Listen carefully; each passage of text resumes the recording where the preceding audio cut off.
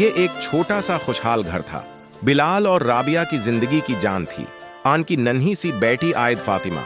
और इस खुशी का एक और हिस्सा था इनका नीला पप्पी, जो हर वक्त आयद फातिमा के साथ रहता था। आयद व फातिमा हंसती तो घर रोशन हो जाता।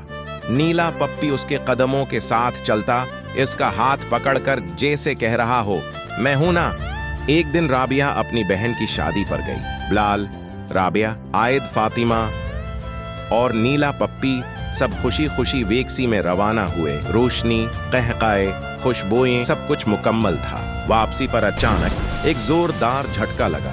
सामने से आने वाली गाड़ी टकरा गई। एक लम्हे में हंसी चीखों में बदल गई। बस यही लम्हा था जहां सब कुछ बदल गया। अगर आप जानना चाहते कि कहानी में आगे आयद फातिमा, उसकी माँ बाप का और पप्पी के साथ क्या हुआ, तो नूरी दुनिया टीवी को लाइक, सब्सक्राइब, शेयर करें और पूरी कहानी मेरे चैनल पर जाकर देखें। कमेंट जरूर करें। ये दुख की कहानी आपको कैसी लगी? Friends, I appeal to you to give me 10 minutes likes, 10 minutes voice and 10 minutes subscribers.